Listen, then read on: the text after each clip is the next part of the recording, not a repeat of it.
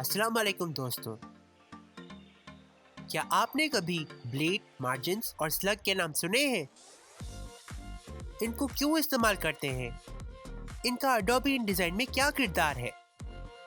ये जानने के लिए आज मैंने खास करके ब्लेड, मार्जिन्स और स्लग को तफसील से बयान करने के लिए ये ट्यूटोरियल बनाया है।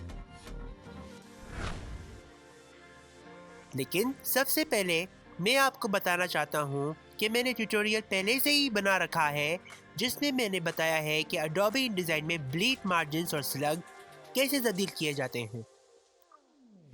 तो मैंने ये ट्यूटोरियल आपकी आसानी के लिए बनाया था। इसे चेक ज़रूर करें। इसका लिंक ऊपर हिस्से में दस्तयाब है या आप नीचे डिस्क्रिप्शन में ये लिंक हासिल कर सकते हैं।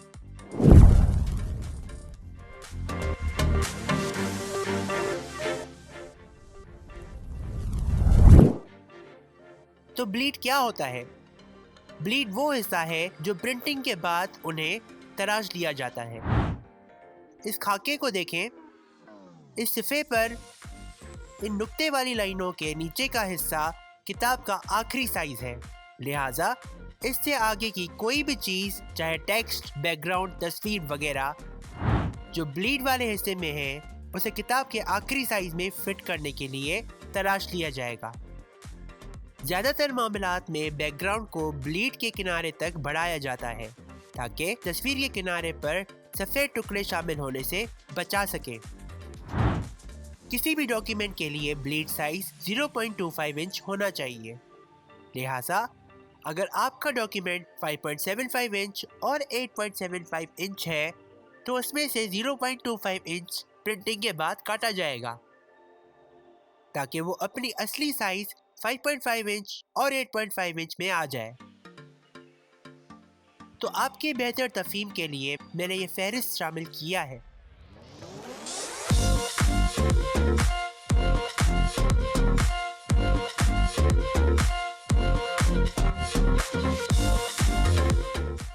तो ब्लीड, मार्जिन्स और स्लग को कैसे तरतीब किया जाए? फाइल पे जाएं, फिर डॉक्यूमेंट सेटअप पे। इसका शॉर्टकट की है Ctrl+Alt+P। सबसे पहले ब्लीड और स्लग पे ध्यान देते हैं। ध्यान में रखें कि ये प्रीव्यू खुला हुआ होना चाहिए, नहीं तो आप तरतीबात के साथ तब्दीलियां नहीं देख सकेंगे। इस ब्लीड में मैं 0.25 इंच तफवीज़ करता हूँ जो कि मेयारी ब्लीड साइज है। अब आप देखें कि ये सुर्ख लकीर सिफे के बाहर बन गई है। ये ब्लीड लाइन है। अब स्लग डालते हैं तो स्लग की साइज क्या होनी चाहिए? आमतौर पर 3 मिलीमीटर या फिर 0.125 इंच।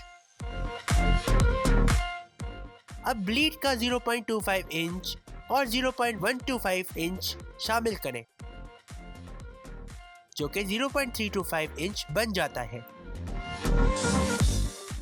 अब देखिए कि स्लग सिर्फ ऊपर वाले हिस्से में शामिल हुआ है क्योंकि हमने सिर्फ टॉप को 0.325 इंच का वैल्यू दिया है। इन सब को एक ही वैल्यू में लाने के लिए इस पिन आइकन पर क्लिक करें।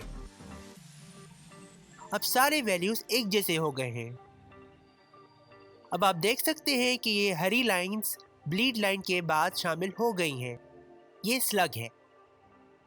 अब हमें मार्जिन शामिल करने की ज़रूरत है। 0.5 इंच मेयारी साइज है। ओके पर क्लिक करें और देखें कि ये सारा डॉक्यूमेंट तब्दील हो गया है। ये बिल्कुल वाज़ेह है। ये तराशना प्रिंटिंग और बाइंडिंग के अमल के दौरान होता है। लेकिन क्या होगा अगर मैं ब्लीड ना इस्तेमाल करूं? मुझको क्या ज़रूरत पड़ी है इसकी? क्या आप जानते हैं कि प्रिंटर बाज़ औक़ात प्रिंटिंग में गड़बड़ कर देता है जिसकी वजह से तैयार शुदा किताबों के किनारों पर सफ़ेद लकीरें आ जाती हैं। मुझे यकीन है कि आप ये नहीं चाहेंगे। इससे बचने के लिए हमेशा 0.25 इंच का ब्लीड इस्तेमाल करने की हिदायत देता हूँ। नोट करें कि आपको उन किताबों के लिए ब्लीड इस्तेमाल करने की ज़रूरत नहीं है जिसका बैकग्राउंड ना हो या कम से कम सिफे के बॉर्डर पर कोई भी चीज़ डिज़ाइन ना की गई हो। स्लग क्या होता है? क्या ब्लीड और स्लग एक बात नहीं है? हाँ, ये दोनों बाहम मरबूत है, लेकिन वो एक जैसे नहीं है। स्लग ब्लीड के ऊपर वाला हिस्सा है जो किताब छापने वाले के लिए मालूमात लिखने के लिए इस्तेमाल होता है। एक मिसाल देता हूँ, मैं यहाँ नोट लिख रहा हूँ। Contact number 0123456789। आप यहाँ ईमेल भी लिख सकते हैं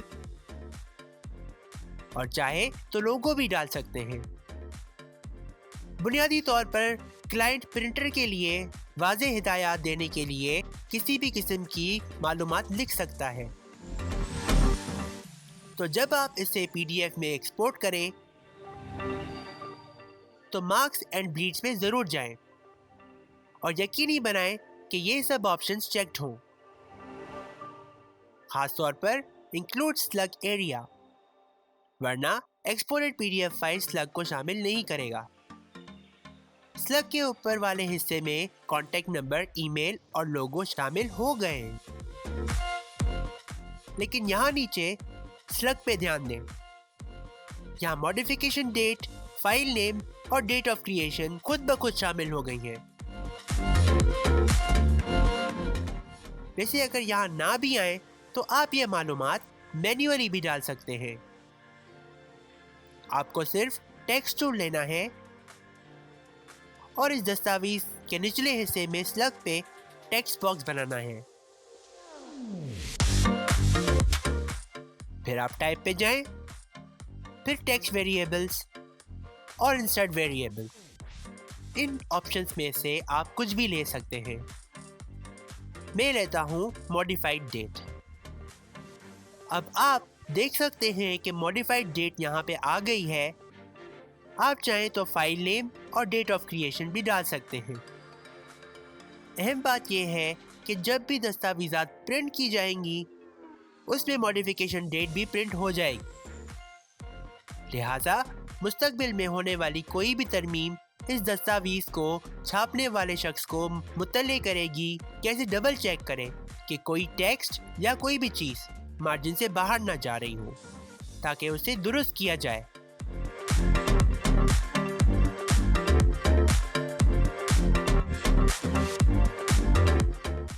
यकीनन स्लग वाला हिस्सा भी प्रिंट होगा और काट दिया जाएगा, लेकिन ये मालूमात के तौर पर PDF फाइल में हमेशा रहेगा।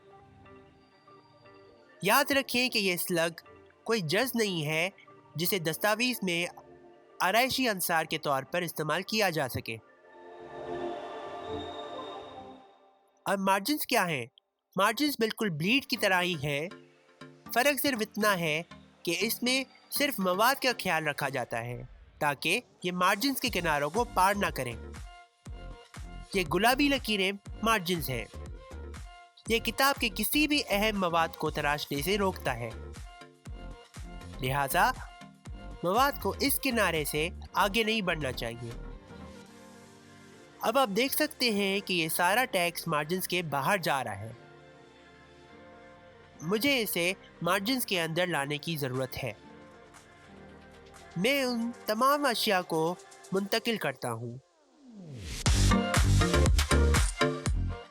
अब ये कामिल लग रहा है। अब सारा टेक्स्ट महफूज जगह पे है। मैं कम से कम 0.75 इंच के मार्जिन्स की तजवीज़ करता हूँ और इस ट्रिम एरिया के तमाम इतराफ में 0.5 इंच से कम की ज़रूरत नहीं होती। मुझे उम्मीद है कि इस ट्यूटोरियल ने आपको मुफीद मालूमात फराहम की हैं और आप अपने अगले प्रोजेक्ट के लिए तैयार हो गए होंगे। आप मुझे सब्सक्राइब ज़रूर करना और बेल आइकन को क्लिक ज़रूर करना। अगले ट्यूटोरियल में मिलते हैं। खुदा हाफिज़।